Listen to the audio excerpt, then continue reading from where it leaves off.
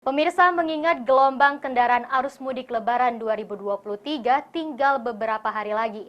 PLT Bupati Muara Enim, Kafa, mengingatkan Dinas PU segera perhatikan jalan rusak di wilayah Muara Enim.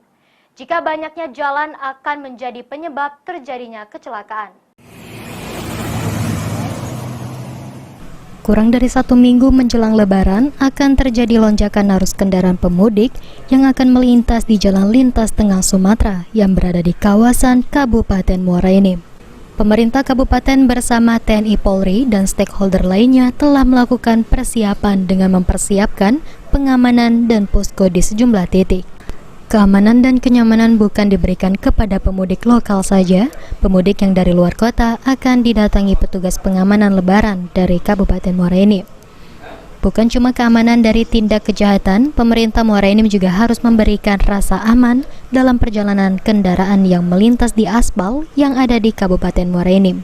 Salah satunya dengan cara melakukan perawatan atau memperbaiki jalan yang akan berpotensi sebagai penyebab kecelakaan, baik penggunaan bus umum, mobil, dan sepeda motor. Dengan begitu, Dinas PU Muara Enim harus bisa mengatasi permasalahan jalan rusak atau berlubang guna mencegah timbulnya kecelakaan saat arus mudik Lebaran di tahun 2023.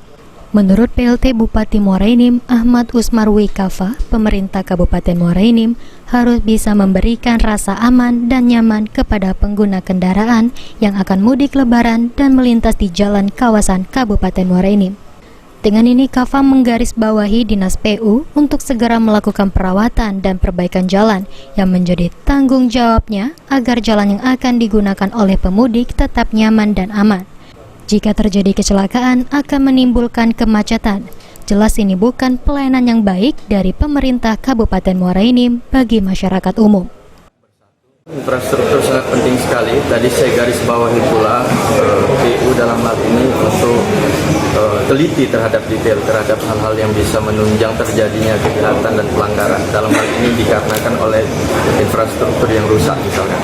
Tapi tetap kita harus juga memperhatikan jalan-jalan lokal kita, jalan provinsi, jalan kabupaten, sehingga jangan kita terlena, artinya ada jalan tol yang baru. Kafa menambahkan meski jalan tol tahun ini sudah diuji coba penggunanya, sebagai pemerintah daerah kita harus tetap peduli dengan jalan yang menjadi tanggung jawab pemerintah Kabupaten Muara Enim. Dalam hal ini, Dinas PU. Pembangunan jalan tol yang membuat terlena dan menjadi alasan untuk tidak memperhatikan perawatan jalan milik Kabupaten Muara Enim dan Provinsi Sumatera Selatan. Masih ada masyarakat lokal yang menggunakan jalan tersebut setiap harinya. Mardiansyah, PAL TV.